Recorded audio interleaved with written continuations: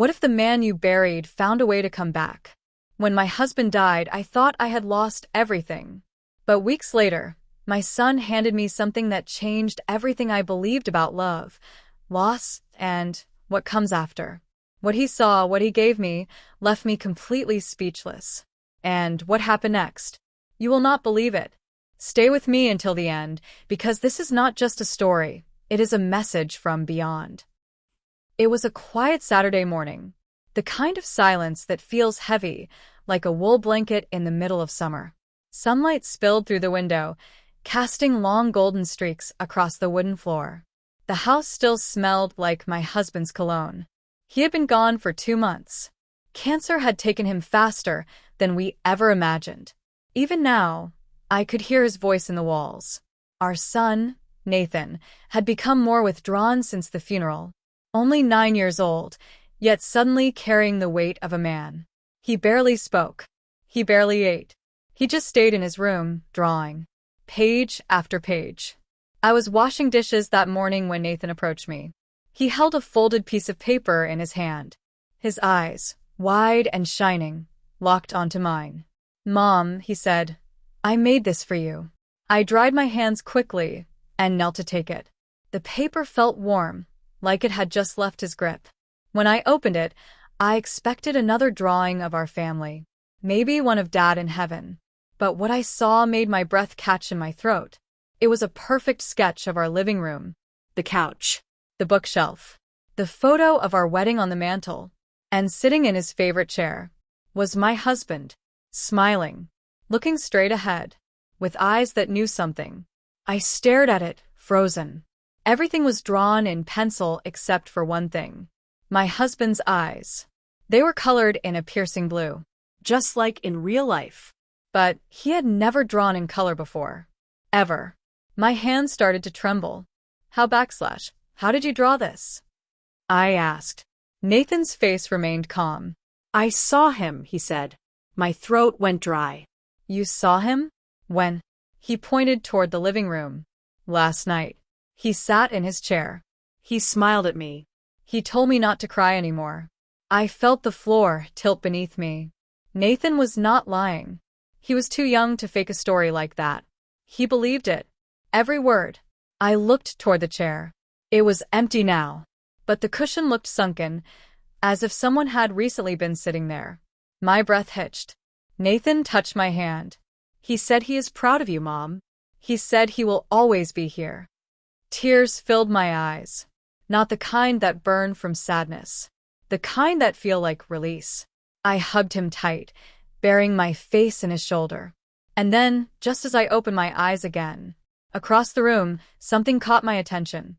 On the small table beside the chair was my husband's wedding ring.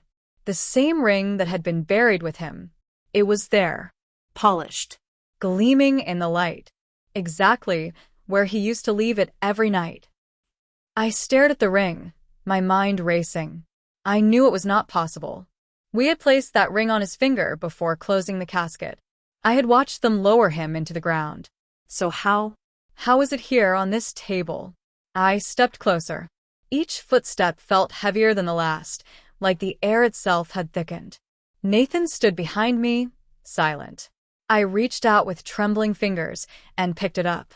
It was warm. Not just warm, it was hot. As if it had been held moments ago. The engraving on the inside was still there. Asterisk, forever, Sarah. Until the stars forget to shine. Asterisk. My knees buckled, and I had to hold on to the edge of the table to steady myself. Nathan whispered behind me. He told me to give you his ring. He said you needed to believe again. I turned slowly. Believe in what, Nathan? His eyes held a calmness beyond his years. In love. In signs. In things we cannot see. For a moment, everything stood still. The ticking clock. The breeze from the open window. Even my own heartbeat. I sat on the couch, holding the ring tightly in my palm. Suddenly, the television flickered on. The screen was black, no sound. Just static. Then, faintly, music. It was our song. The one we danced to at our wedding. It had not played in years. I had deleted it from every playlist. Yet here it was, Playing. Soft. Haunting. Familiar. Nathan smiled. I told you, he said softly. He never left. The tears came freely now, but they were different. They were not made of grief. They were filled with something I had not felt in weeks. Hope. Nathan climbed onto the couch beside me.